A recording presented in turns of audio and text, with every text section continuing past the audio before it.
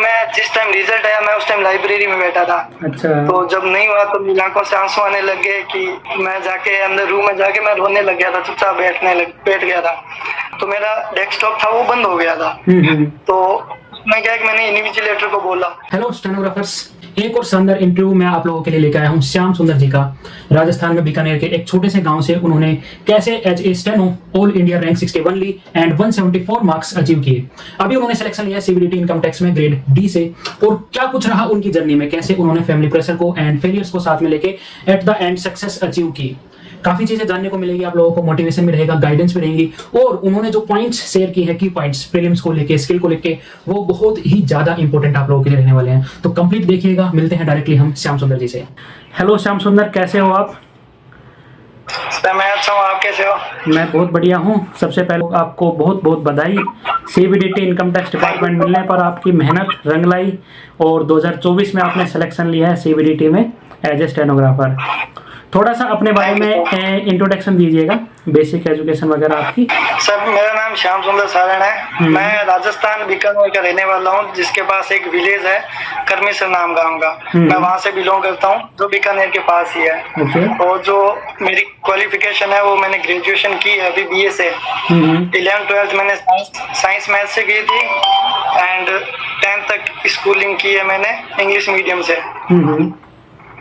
और अभी मैंने स्टेनो क्लियर किया है, जो मेरा थर्ड अटेम्प्ट था उसमें मेरे 174 नंबर है। और मेरी जो रैंक है ऑल इंडिया 61 रैंक है आपकी। तो ये बताइए, पार्टी चल रही है अभी और हो गई है? नहीं सर, अभी ओवर हो गई है, मतलब लास्ट फ्रेंड की थी और बाकी सारी जगह मिठाइयाँ बांट दी है। अच्छा, चलिए अभी फर्स्ट सैलरी पे एक बार फिर से पार्टी करनी है ना? बिल्कुल सर, बिल्कुल। हाँ। अच्छा, मेरे को ये बताइएगा कि आपने अभी बताया आपका थर्ड अटेम्प्ट था। Yes sir. थर्ड आपका ऑल अटेम्प्ट थे जितने भी आपने अब तक दिए हैं, एंड वो थोड़ा मेरे को बताइए कि सीरियस अटेम्प्ट्स आपने कितने दिए हैं उस पर्पज से कि हाँ मेरे को अब की बार किसी भी तरह से जॉब लेनी है। ये मेरा इस पर्पज से तो सेकंड अटेम्प्ट ही था। पहला जो था वो सीरियस अटेम्प्ट नहीं था सर। हाँ। वो तो क्या है कि मैंने कोई कोचिंग नहीं ज्वाइन कर रखी थी, मैंने सब कुछ ऑनलाइन किया था और कोई पेड कोर्स नहीं किया रखा था। तो पहला ये था कि मेरे जो बड़े भैया थे वो सीजीएल की तैयारी करते थे, तो धीरे धीरे मैं करता गया और 2-3 महीने पहले ही स्टार्ट की थी मैंने स्टेनो। जब 2022 का एग्जाम था उससे 2-3 महीने पहले स्टार्ट की थी। तो इतना कुछ पता नहीं था स्टेनो के बारे में। तो ये जो मेरा सीरियस अटेम्प्ट है वो सेकंड ही है सर। ओके। सो आपके बड़े भाई से आपको गाइडेंस मिली स्टेनो की?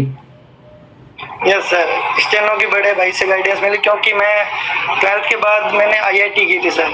आईआईटी की प्रिपरेशन की थी 5-6 महीने। तो बीच में मैंने छोड़ दी थी, क्विट कर दिया था आईआईटी का प्लान।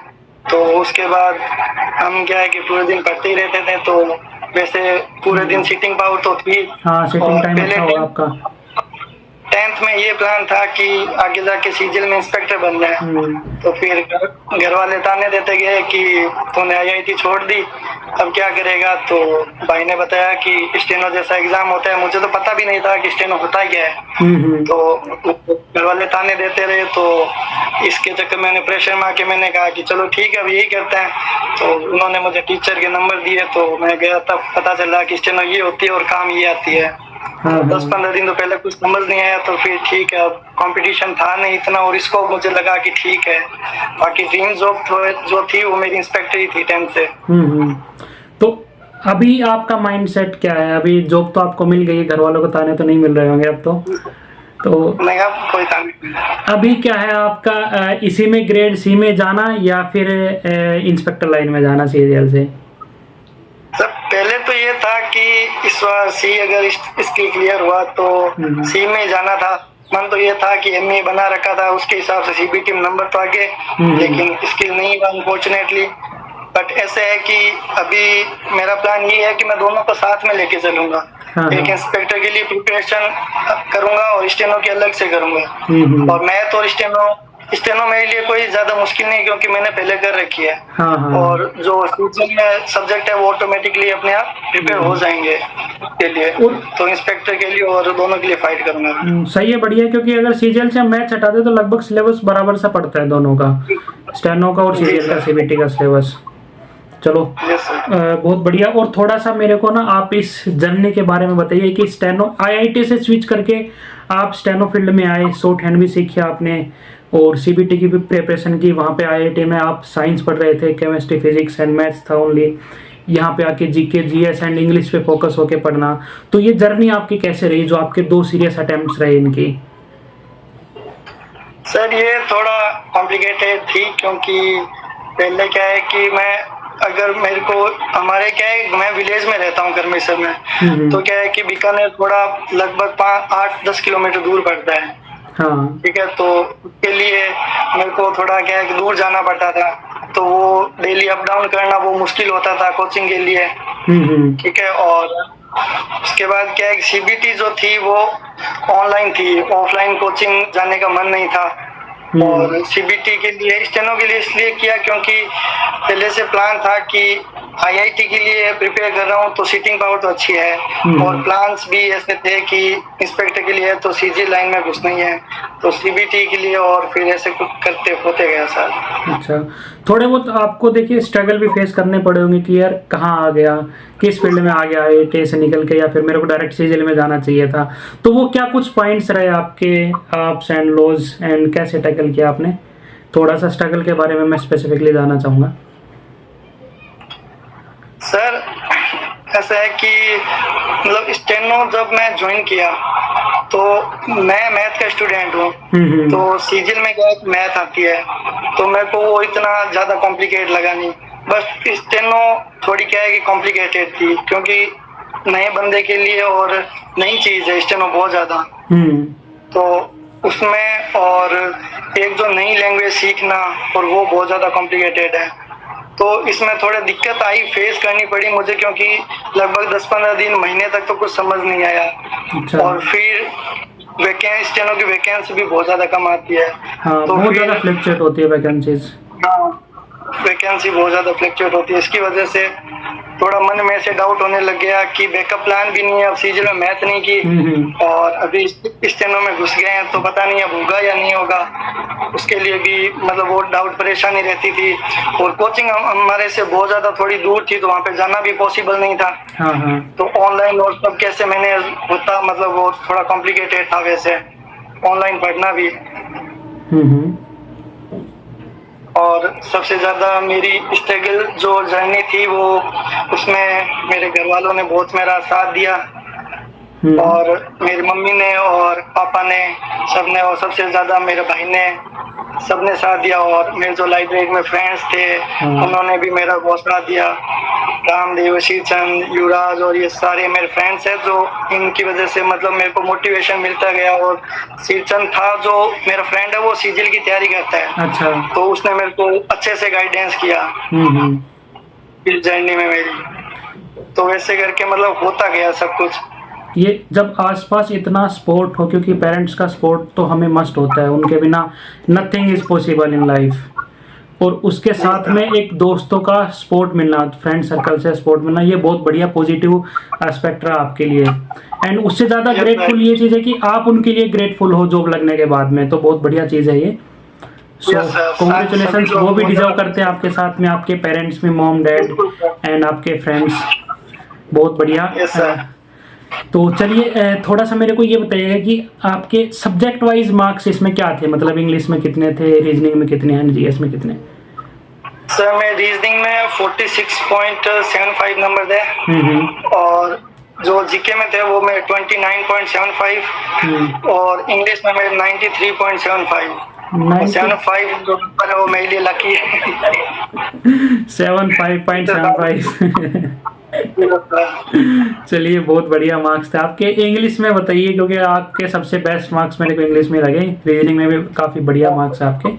इंग्लिश में मेरे को थोड़ा सा स्ट्रेटजी बताइए, आपकी कैसी अप्रोच थी, और इंग्लिश बेसिकली आपकी कैसी थी प्रिपरेशन करने से पहले? अगर हम नेचुरली जाने, आपकी इंग्लिश ग्रामेटिकल स्किल्स कैसी रही आपकी?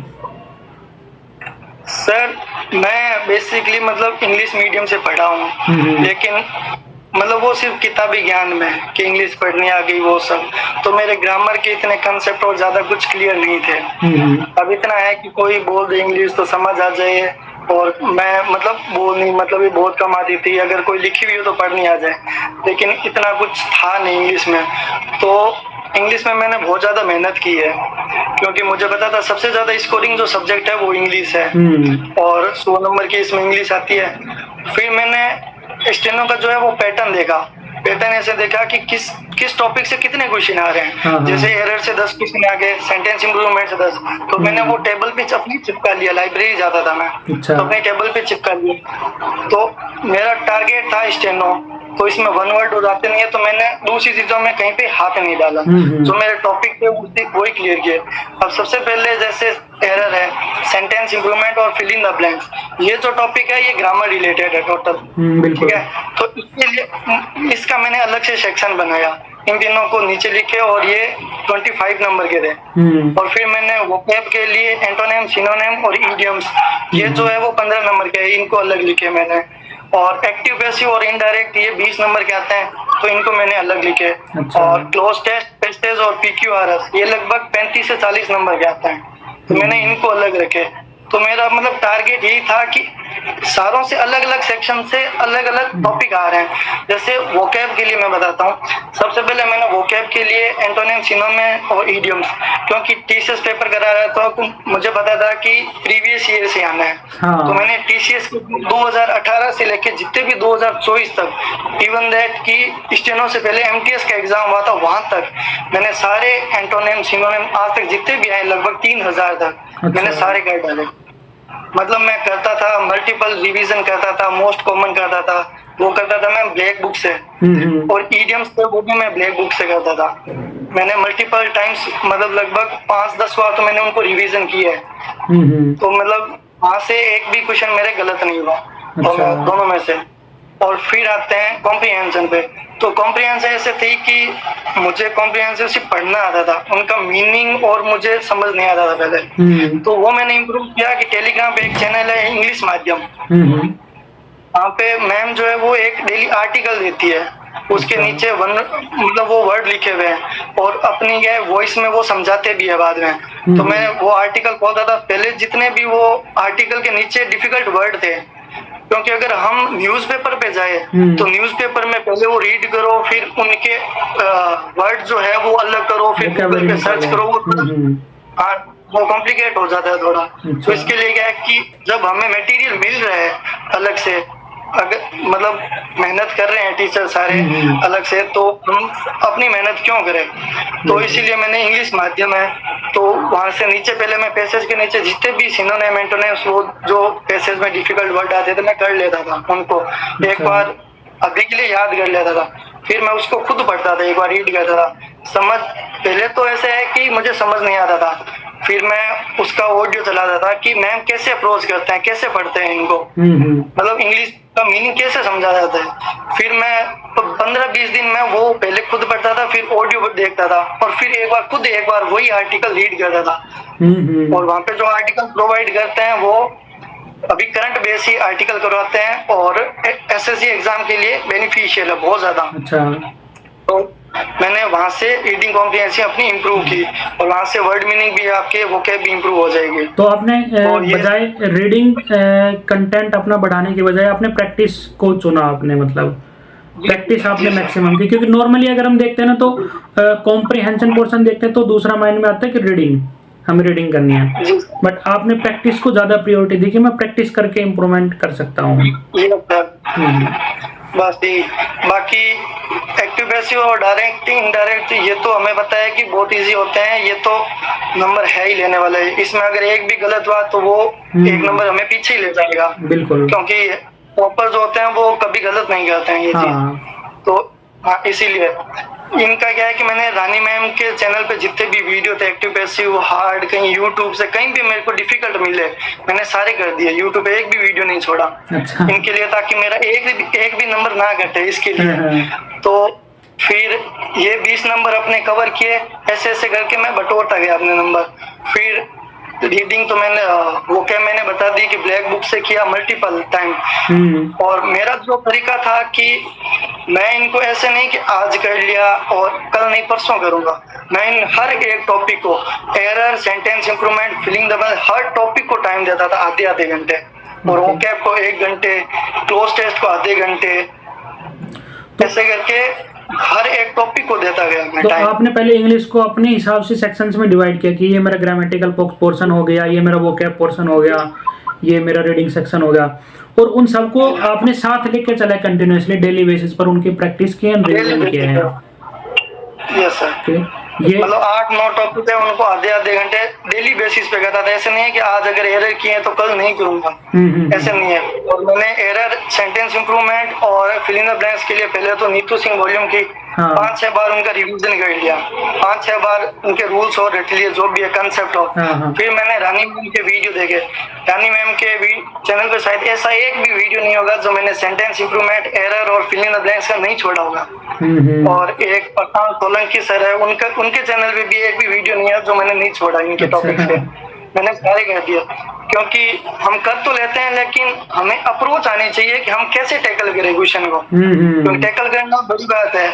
हम प्रैक्टिस कर लेते हैं लेकिन उसमें एक एक चीज देखना कहाँ गलत है वो मैटर करता है। तो वो क्या है कि हम जब टीचर से प्रैक्टिस करेंगे वही हमें समझा सकता है, इसीलिए मैं ज्यादा वीडियो को प्रेफर करता था। और उसके बाद मैंने किरण के और पिनेकल दोनों बुक की है सर, प्रैक्टिस पूरी की पूरी, तो आपने एक भी टॉपिक नहीं छोड़ी। मेरे को ये लग रहा है कि आपने मतलब कंटेंट अपना वास्ट रखा, सोर्स ऑफ कंटेंट हम कह सकते हैं वास्ट रखा आपने, मतलब जहाँ पे पॉसिबिलिटी दिखी वहाँ पे उसको आपने पूरा तरह से मतलब ग्रैब किया उसको कि मैं मैक्सिमम आउटपुट इसमें से ले सकूँ, चाहे वो अपने बुक्स बताई हो या चैनल्स बताए हो।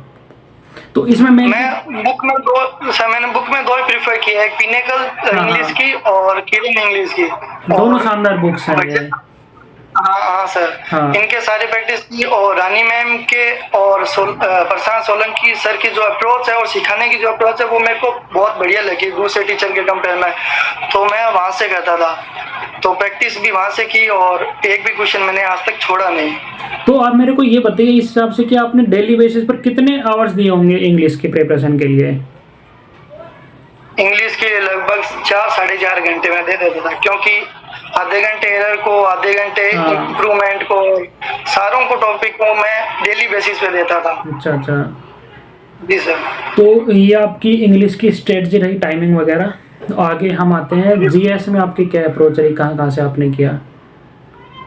जीएस में सर ऐसा है कि मतलब मैं पहले वन शॉट लेता था, जैसे हिस्ट्री बहुत वास्ट है तो मैंने कोई पेड कोर्स नहीं ले रखा था, सब यूट्यूब से करता था। तो हिस्ट्री में हमें पता है कि जब हमें चीजें याद ही करनी है तो हम इतना पहले पेड कोर्स करे, फिर नोट्स बनाए, नोट्स बना के मैंने ये दिमाग में था कि नोट्स से थोड़ा टाइम वेस्ट होता है, फिर नोट्स बनाऊंगा फिर वही चीजें बुक्स में मिलेगी। हाँ मुझे मतलब थोड़ा बहुत ऐसा है कि बेनिफिशियल होता है अपने हिसाब से, लेकिन मेरे को वो थोड़ा नहीं लगा, क्योंकि मैंने हिस्ट्री के वन शॉट देखे, उसके बाद मुझे पता है कि ये चीजें रटनी पड़ेगी, याद तो करनी पड़ेगी, एक बार समझने से होता नहीं है, इतना कुछ याद नहीं रहता है फिर लॉन्ग टाइम के लिए। तो फिर मैंने वन शॉट हिस्ट्री का पूरा लेक्चर लेता था। उसके बाद पिनेकल जीएस बुक थी, तो वहां से जितने भी क्वेश्चन आते थे हिस्ट्री के मैं सारे लगा लेता था, क्योंकि पिनेकल बुक में आंसर और नीचे एक्सप्लेनेशन दिया हुआ है, और एक्सप्लेनेशन उससे सारा रिलेटेड होता है क्वेश्चन से, वो एक्स्ट्रा भी दे देते हैं, तो हमें बुक से कहीं जरूरत नहीं पड़ती है, फिर हम वो कर लेते हैं। तो मतलब ऐसे ऐसे कवर करता गया मैं। और कुछ एक टॉपिक्स थे जो मॉक टेस्ट के जरिए मुझे पता चलते थे कि ये मेरा वीक है, जैसे 5 ईयर प्लान्स हो गया, मुझे पता चल जाता था कि मॉक में ये आते हैं क्वेश्चन डेली, तो मैं परमार सर की वीडियो देख लेता था एक टॉपिक वाइज, या मैं पिनेकल का वो टॉपिक उठाता था पिनेकल से और फिर वो पूरा कर देता था। तो ऐसे ऐसे करके मतलब मॉक टेस्ट में अपने नंबर बूस्ट किया था। अच्छा, आपके हिसाब से जो आपका एग्जाम था उसमें करंट अफेयर से कितने के क्वेश्चन आए थे? एक भी नहीं आया? करंट अफेयर्स से आए थे लगभग 4-5 क्वेश्चन, 5 से क्वेश्चन कम थे, 4-5 क्वेश्चन थे सर, क्योंकि मैंने करंट अफेयर तो अनरिलेटेड आता है, इलॉजिकल आता है, पता नहीं कहाँ से आएंगे, तो मैंने करंट अफेयर में 1 महीने पहले ही लेके चला था, ज्यादा टाइम नहीं दिया, क्योंकि टाइम वेस्ट होता है, फिर कहीं से और से पूछ ले तो वो दिक्कत हो जाती है, टाइम वेस्ट होता है। तो मैं वही करता था क्योंकि मुझे पता था कि गवर्नर, सीएम और ये इनसे अभी क्वेश्चन आते हैं। जो मेन चीज है वो मैं पैटर्न देखता था, टीसीएस जो है वो अपने पैटर्न पे चलती थी कि वो किस टाइप के क्वेश्चन बोला है। उससे पहले जस्ट एमटीएस के पेपर हुआ था, तो मैं एमटीएस के कुछ वो पहले मैंने जीएस के क्वेश्चन सारे लगा लिए थे, तो उनमें से मैं 3-4 क्वेश्चन फंस गए थे, स्टैटिक के भी और करंट के भी। अच्छा। तो वहां से पता चल जाता है कि एसएससी करंट किस वे में पूछ रही है। तो मैं मेन टॉपिक आता था, गवर्नर हो गए, सीएम कौन है, और सबसे ज्यादा अपॉइंटमेंट आते हैं, इनसे एक क्वेश्चन फिक्स होता था कि अपॉइंटमेंट आएंगे। तो बाकी मैंने कुछ नहीं किया, बहुत नॉर्मल चीजें की थी करंट में। अच्छा। ओके, और आपने नोट्स वगैरह भी मतलब बुक में हाईलाइट करके चले आप साथ में, अलग से आपने नोट्स वगैरह प्रिपेयर नहीं किए? जी सर, नोट्स और मैंने कभी बनाई नहीं सर। और रीजनिंग में आपने 46 पॉइंट कितने मार्क्स थे आपके? 46 प्लस थे ना? 75। इसमें आपकी स्ट्रेटजी बताइए मेरे को थोड़ी सी, कहाँ से आपने पढ़ा, क्लासेस कहाँ से ली और प्रैक्टिस आपने कहाँ से की?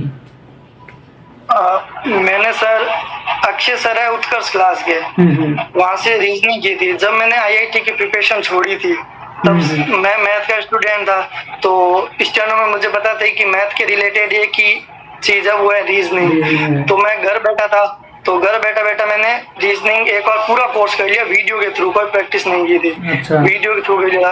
फिर मैंने लाइब्रेरी ज्वाइन की, लाइब्रेरी ज्वाइन करने के बाद फिर एक बार कोर्स किया। फिर जैसे जैसे मैं एक टॉपिक करता गया, जैसे ब्लड रिलेशन है, तो मैंने जैसे टॉपिक किया वो वीडियो से मैंने कंसेप्ट देखे कि इस टाइप से ऐसे क्वेश्चन होता है, उनके अप्रोच और कैसे किया जाता है क्वेश्चन।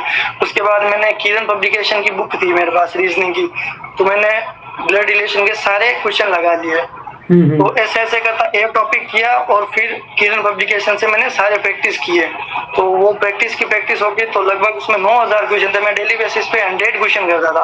अच्छा। तो मेरे 3 महीने में रीजनिंग पूरी खत्म हो गई थी। तो फिर मेरे पास एक ही ऑप्शन था कि मैं मॉक दूं, और फिर क्योंकि मॉक जरूरी है टाइमिंग सेट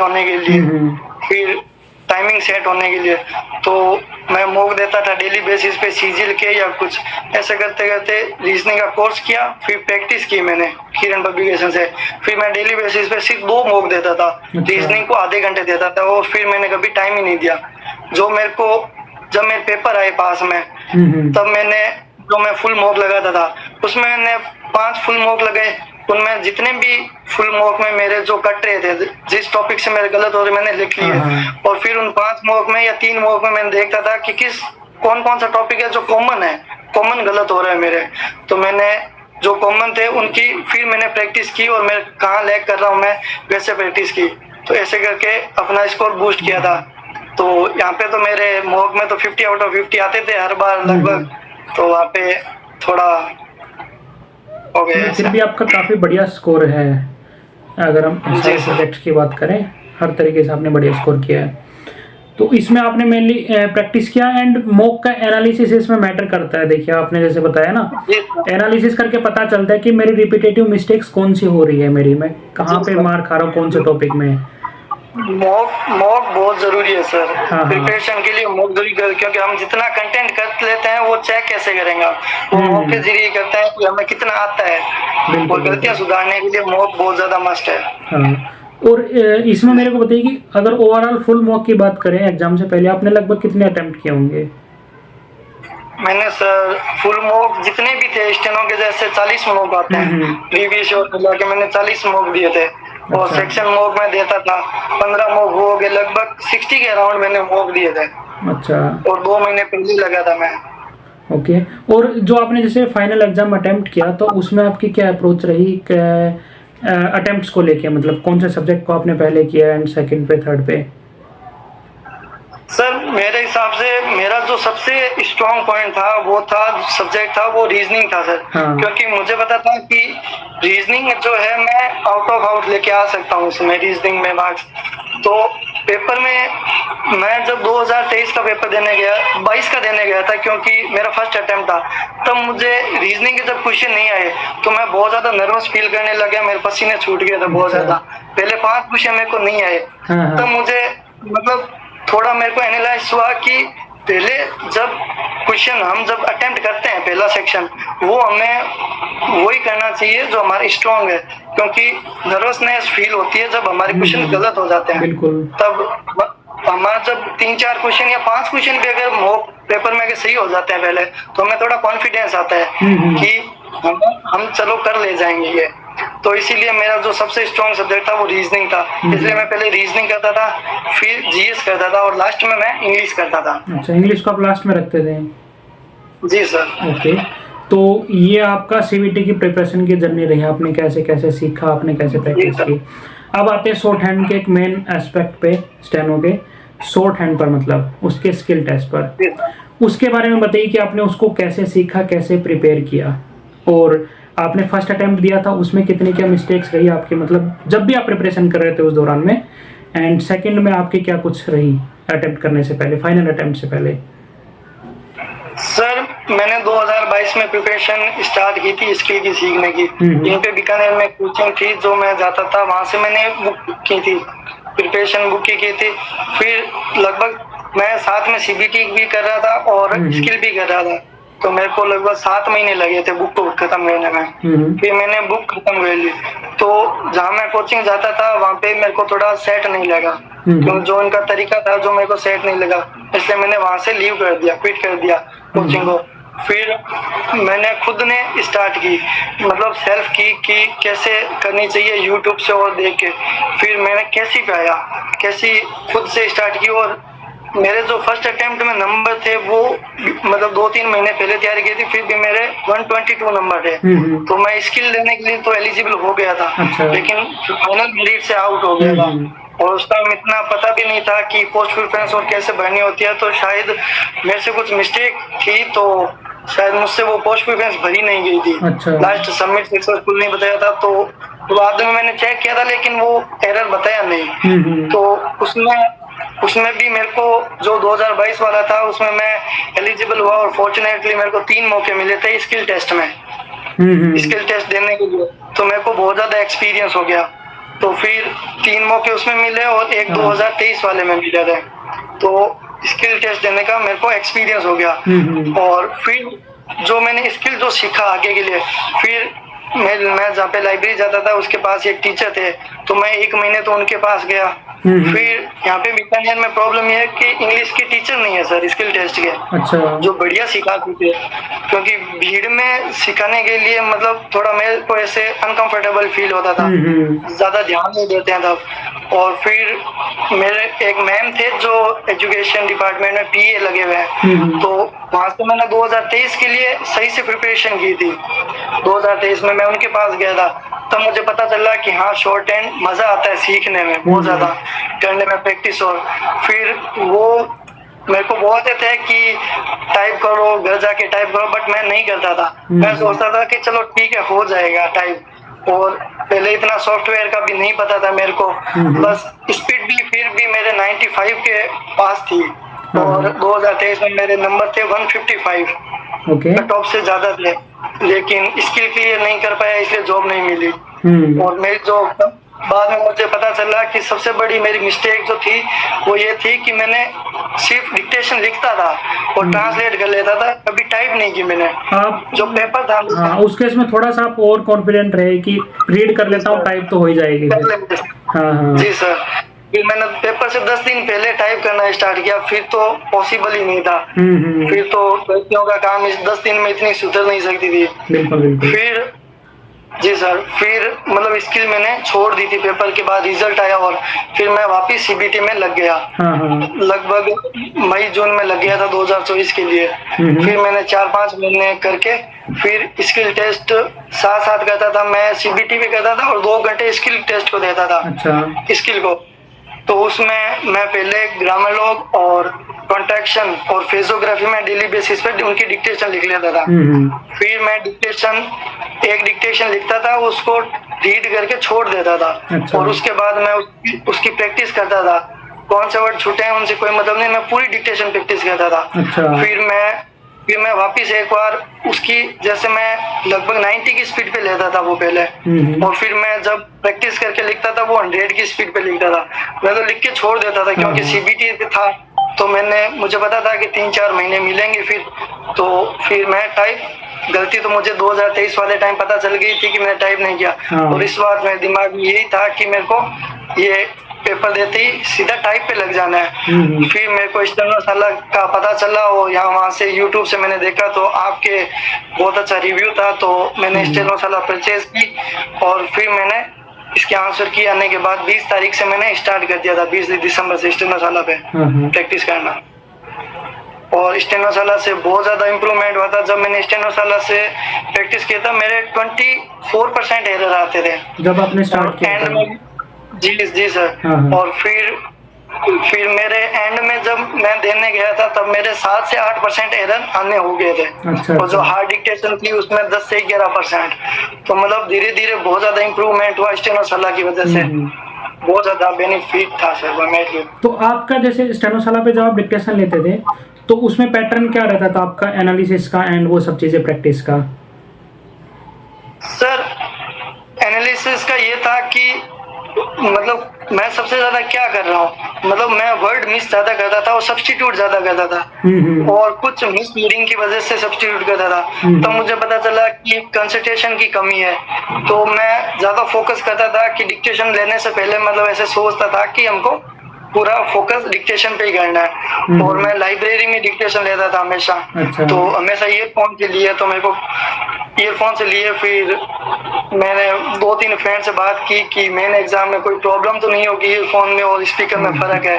तो उन्होंने तो बोला था कि हाँ होगी, बट मैं घर जाके स्पीकर पे चेक किया तो मेरे को कोई प्रॉब्लम नहीं लगी। फर्क नहीं लगा। तो मैंने कहा कि जी सर। और घर पे 1% भी पढ़ाई नहीं हो रही थी और लाइब्रेरी में ईयरफोन के बिना पॉसिबल नहीं है। और मैं टाइप भी लाइब्रेरी में करता था कि ऑफिस में ऑनर को बोला हुआ था कि मैं ऑफिस में ही करूंगा, तो उन्होंने मेरे को ऑफिस दे रखा था टाइपिंग के लिए। मतलब सपोर्टिव मेरे सब कुछ था सपोर्ट में मेरे। तो ऐसे करके हो गया। और स्टेनोसाला पे मैं जैसे डिक्टेशन लेता था पहले फोकस के साथ और लेता, मतलब स्टेनोसाला से था। ऐसा नहीं है कि जैसे कैसी कर ली और यूट्यूब से ली, मैंने कभी नहीं ली क्योंकि स्टेनोसाला पे लेता था। क्योंकि स्टेनोसाला पे फ्लक्चुएशन और बहुत ज्यादा बेनिफिट था मेरे लिए। अपने हिसाब से स्पीड भी एडजस्ट कर सकते हो आप, फ्लक्चुएशन करनी है फ्लक्चुएशन कर सकते हो। जी सर, ये बहुत बढ़िया चीज लगी मेरे को, इसीलिए मैं स्टेनोसाला पे लेता था। फिर जो है मैं उसको हाथों हाथ टाइमिंग लगा के फिर मैं उसको रीड करता था। तो मेरे को रीड में 20 मिनट लग जाते थे। तो मुझे पता था कि पहले मेरे को एक्सपीरियंस था, तो मुझे पता था कि वहाँ पे लगभग आधे घंटे तो मिलते हैं, तो अपने कोई दिक्कत नहीं आई। कम से कम मिलते हैं। इस बार तो फिर भी 40 मिनट 45 मिनट मिल गए थे हमें रीड के लिए। तो मेरे को पता था कि इस बार दिक्कत नहीं आएगी, तो वो कोई दिक्कत नहीं। फिर मैं सीधा स्टेनोसाला पे टाइप करता था। फिर मैं ये देखता था कि सब्स्टिट्यूट ज्यादा है मेरे, तो मैं उनको धीरे धीरे कम करने के लिए, और जो मेरे छूट रहे हैं वर्ड, तो मैं उनको करने के लिए, जैसे मैं अगर 100 की स्पीड लिख रहा हूँ स्टेनोसाला पे, तो मैं पूरी, जैसे मैंने कैसी की एक डिक्टेशन की, फिर मैंने डिक्टेशन टाइप की, फिर मैं आके उसको पूरी को प्रैक्टिस करता था। एक बार जो मेरे को हार्ड वर्ड लगती थी उनकी ज्यादा करता था और पूरी को प्रैक्टिस करता था। फिर मैं इनको एक बार 120 की 110 की स्पीड पे लेता था, वापस लेता था। अच्छा। तो ऐसे ऐसे करके स्पीड भी बिल्ड होने लग गई और 100 की जो स्पीड थी वो फेमिलियर लगने लगी एकदम। तो पूछने वाली मिस्टेक तो एकदम कम हो गई, कम वर्ड लेफ्ट हो रहे थे। तो फिर जो सब्स्टिट्यूट वाली थी, तो सब्स्टिट्यूट में मिस रीडिंग हो रही थी, तो मैंने वो फोकस के साथ और थोड़ा ध्यान से सुनने के साथ ऐसे एडजस्ट किया कैसे भी करके। और ऐसे था कि डी वाला 80 की स्पीड बोलते हैं तो ये तो निकल ही जाएगा। और ग्रेड सी के लिए मैं एंड में 120 की स्पीड लेके गया था। लेकिन वापस सेंटर पे थोड़ी मिसमैनेजमेंट की वजह से थोड़ा दिक्कत आ गई फोकस में। कोई नहीं, आपके मार्क्स सीबीटी में जो इतने बढ़िया थे, थोड़ी सी अगर आप प्रिपेयर ग्रेड सी में जाना चाहें तो प्रिपेयर करके, थोड़ा सा प्रिपेयर करके आप निकल सकते हैं, आराम से निकाल सकते हैं, है ना। बाकी ड्रीम को फॉलो करना चाहें कि इंस्पेक्टर बैज लेना है तो उस तरफ भी आप जा सकते हैं, क्योंकि मार्क्स सीबीटी की प्रिपरेशन आपकी काफ़ी बढ़िया है। जी सर। तो ये सारी आपकी जर्नी रही सीबीटी के एंड स्किल की लेके। और थोड़ा सा मेरे को एक उस बारे में बताइए कि लगातार आपने बैक टू बैक फेलियर देखा, स्किल में एक बार देखा आपने, स्टार्टिंग में बताया कि कहीं परफॉर्मेंस फॉर्म भरने में भी गलती रही, उसके बाद में मोटिवेशन कैसे मिला आपको कि मैं अगेन यार कोई नहीं, अब की बार नहीं हुआ मैं फिर से लगता हूँ, अब की बार नहीं हुआ मैं फिर से ट्राई करता हूँ, वो सोर्स ऑफ मोटिवेशन आपका क्या रहा उसमें? सर जैसे 2022 में तो इतनी प्रिपरेशन नहीं थी, तो इतना ज्यादा कुछ हुआ नहीं। हाँ। लेकिन जब 2023 की फिर अच्छे से प्रिपरेशन की और नंबर भी बढ़िया आ गए और स्किल भी, मेरे को स्टेनो के टीचर मिल गए थे तो स्किल भी ठीक था, लेकिन वो मेरी मिस्टेक थी कि मैंने की नहीं वो प्रैक्टिस, तो वो मेरी वजह से था। तो एक दिन मैं रोया भी कि इतनी मेहनत गई, तो घर वालों ने, मम्मी ने और बोला कि कोई नहीं बेटा, अगली बार हो जाएगा, इस बार नहीं। तो सबने मेरा सपोर्ट किया। मतलब एक होता है कि नहीं सिलेक्शन होने पे ताने देते हैं, लेकिन मेरे को वो माहौल मिला नहीं। फिर मैं जिस टाइम रिजल्ट आया मैं उस टाइम लाइब्रेरी में बैठा था। अच्छा। तो जब नहीं हुआ तो मेरी आंखों से आंसू आने लग गए कि हुआ नहीं, मैंने मेहनत की थी इस बार। तो फिर मैंने कहा कि सबसे बड़ी दिक्कत मेरी ये थी कि मैं घर वालों को कैसे फेस करूंगा, क्योंकि मैंने उनको बोला था कि इस बार हो जाएगा मेरा, और वो भी बड़ी उम्मीद लगाए बैठे थे कि इस बार चलो इसका हो जाएगा। तो फिर ऐसे था कि सिलेक्शन में जब लिस्ट में नाम नहीं है तो उम्मीदें टूट गई। तो घर वालों को कैसे फेस करूंगा, मैं लाइब्रेरी में था तो घर में गया था, रात को 10 से 11 बजे गया था, तो मैं डरता ही गया था। तो फिर मम्मी को पता तो पहले ही चल गया था, भाई ने बता दिया था। तो फिर मम्मी ने, मैं जाके अंदर रूम में जाके मैं रोने लग गया था, चुपचाप बैठ गया था। तो मम्मी और मेरे पास में आए तो मम्मी ने बोला कोई नहीं बेटा, अगली बार हो जाएगा, एग्जाम ही तो है, कौन सी कोई बड़ी चीज है, इतना कुछ नहीं है। तो फिर उन्होंने, घर वालों ने और मेरे को मोटिवेट किया। फिर मैं बोला कि इस बार चलो अच्छी अपॉर्चुनिटी है, इस बार भी आ जाएगा पेपर, क्योंकि स्टेट में और होता है वो 2-3 साल से वैकेंसी निकालते हैं। भाई ने और बोला इसमें तो तेरे हर साल से आ जाएगी, एक साल नहीं हो तो क्या अगली बार हो जाएगा, कोई प्रॉब्लम नहीं है। तो ऐसे करके घर वालों ने मोटिवेट किया और मतलब फ्रेंड्स ने और भी मोटिवेट किया लाइब्रेरी में। तो ऐसे करके फिर मैं थोड़ा नॉर्मल हुआ और फिर वापस प्रिपरेशन में लग गया। वो कहते हैं ना कि लोग आपकी हेल्प करना चाहते हैं, अगर आप लेने के काबिल हैं तो। आप अगर मेहनत करते रहे तो आपके साथ में पेरेंट्स भी बने रहे, आपका फ्रेंड सर्कल भी बना रहा, हर चीजें तो बहुत शानदार सपोर्ट मेरी। हाँ, मेरे सपोर्ट सब मेरी जगह से है, मेरा फ्रेंड सर्किल भी बहुत ज्यादा बढ़िया है। हाँ। मोटिवेट वाला करने वाला नहीं है, और ना कोई ऐसे है कि जलने वाले हैं फ्रेंड्स, और घर वाले तो होते भी नहीं है। तो ये आप पे भी डिपेंड करता है ना, आप पे डिपेंड करता है कि आप अपना फ्रेंड सर्कल कैसा रखते हैं, आप क्या चूज करते हैं। तो बहुत बढ़िया रहा, उनको भी कांग्रेचुलेशन इसके लिए, उन्होंने सपोर्ट किया और आपने सक्सेस ली, और पेरेंट्स को भी। अच्छा, इसमें एट द एंड मेरे को ये बताइए कि जो अभी स्टूडेंट प्रिपरेशन कर रहे हैं, 2025 वाले का तो हालात वैसे भी खराब है अब की बार, क्योंकि टीचर्स से हट गया है। पहले पैटर्न भी फिक्स रहता था कि यहाँ कहीं ना कहीं प्रीवियस अगर हम मैक्सिमम कर लें तो हो जाएगा। अभी तो सिलेक्शन फेज का मैं देख रहा था 13 वाला, वो कैंसिल हो गया काफ़ी जगह से। अभी बहुत ज़्यादा डिमोटिवेशन है 2025 के बच्चों में, और आपने ये चीज़ फेस की है, आप वहाँ से निकल के आए उस फेज से। उनको आप क्या कहना चाहोगे जो अभी प्रिपरेशन कर रहे हैं अपकमिंग एग्जाम्स के लिए? उनको यही कहना चाहूंगा कि थोड़ा सोशल मीडिया से अभी थोड़ी दूरी बना लीजिए, क्योंकि सोशल मीडिया पर बहुत चल रही हो, जैसे आप प्रिपेयर कर रहे हो वैसे ही आप करो। और वो जैसे प्रिपेयर कर रहे हो आप वैसे ही करते जाओ। कहीं पे सोशल मीडिया पे देख के आपको डिमोटिवेट नहीं होना है, और कंसिस्टेंसी रखनी है, और खुद पे भरोसा करना है। जब से मैंने पहली बार जब आईआईटी की तैयारी करने के बाद जब मैं इस फील्ड में घुसा, तो मेरे एक बार भी आधे बार भी मेरे मन में कभी नहीं आया कि मैं नहीं कर सकता। हमेशा मैं कॉन्फिडेंस में था, और घर वाले भी मुझे बोलते थे कि तो ओवर कॉन्फिडेंस में। मैंने कहा मैं ओवर कॉन्फिडेंस में में हूँ कि मैं जॉब लगूंगा, इतना है। बस खुद पे विश्वास रखिए कि आप कर जाओगे एक बार, आज नहीं तो कल, और शायद इस बार नहीं हुआ तो कुछ अच्छा सोच रखा होगा भगवान ने आपके लिए, और जो होता है वो अच्छे के लिए होता है। मैं इस पॉलिसी को फॉलो करता हूँ, क्योंकि आपने खुद पे भी ये चीज अप्लाई की ना, कि सिर्फ अफसोस करने और पछताने की जगह आपने अपनी गलतियों को देखा कि मैंने कहाँ पे गलतियां की, और उन पे वर्क किया, आपने उनको इम्प्रूव किया, और आपने फिर जॉब ली। तो ये बहुत बढ़िया चीज रहेगी कि सभी सोशल मीडिया से दूर रहें, जो भी देख रहे हैं, जो कंफ्यूजन फैला हुआ है अभी, पेपर होगा नहीं होगा, पोस्टपोन होगा क्या होगा, आप अपनी प्रैक्टिस करते रहें, बस अभी के लिए इतना है।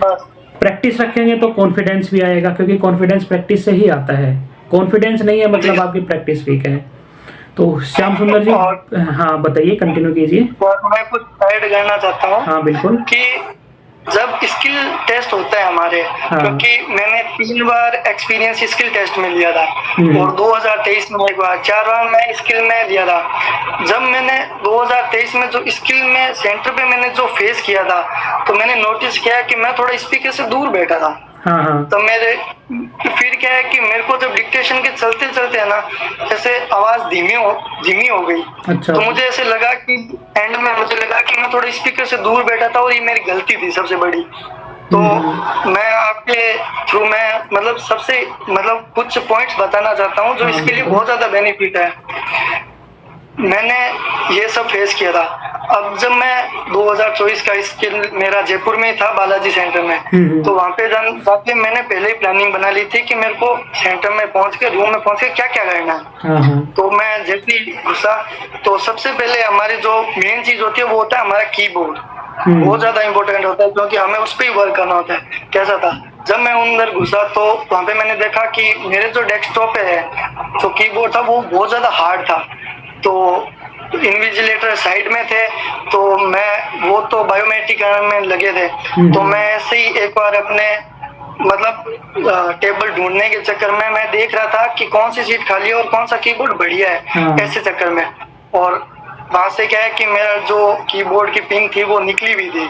तो जैसे ही मैंने उसमें वो यूएसबी डाली तो मेरा डेस्कटॉप था वो बंद हो गया था। तो उसमें क्या है कि मैंने इन्विजिलेटर को बोला, तो मैंने वो जब इन्विजिलेटर को बोला तो मैंने उनसे रिक्वेस्ट की कि मेरे को वो वाला कीबोर्ड चाहिए, पहले आप सेलेक्ट कर लीजिए। अगर जब तक वो कोई वहां से सीट पे कोई नहीं आ रहा है, क्योंकि एब्सेंट तो बहुत रहते हैं, कोई फुल तो होता नहीं है। तो मैंने वो कीबोर्ड मेरे पीछे वाली सीट पे था जो बहुत ज्यादा डेल का था, स्मूथ था। तो मैंने वो पहले ही देख लिया था कि मुझे ये कीबोर्ड लेना है। तो इन्विजिलेटर भी आपकी हेल्प करते ही है क्योंकि वो भी हमारी तरह ही है। तो मैंने उनको वो रिक्वेस्ट किया कि मेरे को वो कीबोर्ड चाहिए, मुझे वो ला दीजिए। तो उन्होंने मेरे को वो ला के दे दिया। और अंदर घुसते ही मैंने रूम में देखा कि स्पीकर कौन सी जगह है। स्पीकर फिर मैंने देखा क्योंकि मैं तो फेस कर चुका हूँ, मेरा एक्सपीरियंस था आवाज का। तो मैंने देखा स्पीकर, तो वहाँ की मैंने जो आसपास की सीटें थी, मैंने सोचा था कि हमें पता है कि एक बार ट्रायल देने के बाद हमें वो सीट चेंज करने का मौका देते हैं। तो बोलते ही वो सीट करने दे देते हैं। तो मैंने वो देखा कि हाँ सीट इस जगह खाली है, तो कोई एब्सेंट था। तो जैसे ही उन्होंने डिक्टेशन ट्रायल दी तो शायद थोड़ा भी दूर था, मेरे को सुनाई दे रहा था, लेकिन मेरे को स्पीकर के पास बैठना था ताकि मैं कोई रिस्क नहीं लेना चाहता था। तो मैंने इन्विजिलेटर को बोला कि मेरे को सीट चेंज करनी है। उन्होंने बोला ठीक है कर लीजिए। तो मैं जाके स्पीकर एकदम पास बैठ गया, तो मेरे को ना कोई मिस हियरिंग हुई, ना कोई मेरे को प्रॉब्लम हुई। फिर मैंने ऐसे मतलब थोड़ा क्या है कि हमें एक्सपीरियंस मिलता है, तो हमें ये चीजें ध्यान रखनी चाहिए क्योंकि एक गलती हमारी पूरी साल को बर्बाद कर सकती है। तो क्योंकि मैंने 2023 में भी ये फेस किया था, तो मैं नहीं चाहता कि आगे 2025 वाले है एस्पिरेंट वो भी फेस करे। तो आप पहले भी मतलब कुछ पॉइंट्स लेके चलिए जो आपको बेनिफिट लगे कि जैसे आप बहुत ज्यादा दूर हो तो आपको कोई प्रॉब्लम नहीं है, आप पहले चेंज कर दीजिए, आपको हाथों वो चेंज कर देंगे। वो बहुत ज्यादा सपोर्टिव होते हैं, स्टाफ जो होता है। हाँ बिल्कुल। तो ये बताना था कि थोड़ा ध्यान से और एक्सपीरियंस थोड़ा अपनी गलतियों पे वर्क करें। और ऑल द बेस्ट 2025 वालों के लिए। और हमने तो अभी तक प्रिपेयर की ही नहीं है 2025 के लिए।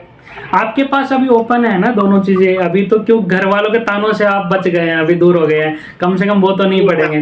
तो अब आप अपनी ड्रीम जॉब को फॉलो कर सकते हैं, आपको किधर भी जाना हो, कहीं किसी भी वे में आप जा सकते हैं। आपको अगर इंस्पेक्टर लाइन में जाना है, इंस्पेक्टर लाइन में ग्रेड सी में जैसे चाहे आप उस तरफ जा सकते हैं। और बहुत इंपॉर्टेंट पॉइंट्स आपने इसमें रेज किए, एंड ये मैं सभी स्टूडेंट्स को बोल रहा हूँ जो भी ये देख रहे हैं इस वीडियो को, कि स्किल देने से पहले ना आपका कोई भी नियर एंड डियर हो या कोई यूट्यूबर हो, कहीं पर भी आप चाहे स्टेनोसाला हो, कोई भी ये आप देख रहे हैं, गाइडेंस जरूर लीजिए। स्किल एग्जाम देने से पहले किसी अपने से बड़े से गाइडेंस जरूर लीजिए कि वहाँ पे एग्जाम हॉल में किन किन चीज़ों का ध्यान रखना है और कैसा क्या रहता है। ये बहुत जरूरी है, स्किल में ये चीज़ बहुत मैटर करती है। अगर सीवीटी में आप थोड़ा सा अगर बिना गाइडेंस के चले जाएंगे तो ज़्यादा कुछ इशू नहीं आएगा, बट स्किल में ये जो एक एक पॉइंट ये जो भी सामने यहाँ पे डिस्कस किए हैं, सारी चीज़ें मैटर करती है, छोटी से छोटी। और जब भी आप डिक्टेशन लें आप लोग, तो स्पीकर को थोड़ा सा दूर रख के भी लें, वॉल्यूम कम करके भी लें, एंड फ्लक्चुएशंस को बढ़ा के भी लें। स्टेनोसाला पे तो आप फ्लक्चुएशंस को एडजस्ट भी कर सकते हैं अपने हिसाब से। एंड थैंक यू श्याम, इतने बढ़िया तरीके से पॉइंट्स को क्लैरिफाई करने के लिए एंड स्ट्रेटजी को एक्सप्लेन करने के लिए। स्ट्रगल आपका हमने सुना एंड उसके पीछे के इमोशंस भी सुने, जो एक हर बच्चा, मैक्सिमम बच्चे फेस करते हैं जो भी किसी अटेम्प्ट में अनसक्सेसफुल होते हैं। ये फॉर श्योर मोटिवेटिंग होने वाले सभी स्टूडेंट्स के लिए। And I wish you all the best for your upcoming time ahead in income tax department and whether you follow any of the way grade C और CGL। और मैं तो ये कहूँगा अगर आप इनकम टैक्स में भी आ गए ना तो यहाँ पे बार कंफर्टेबल फील करोगे। बहुत बढ़िया डिपार्टमेंट है, बहुत शानदार डिपार्टमेंट है। Best wishes for you. Thank you Shyam. Thank you so much. Thank you so much sir.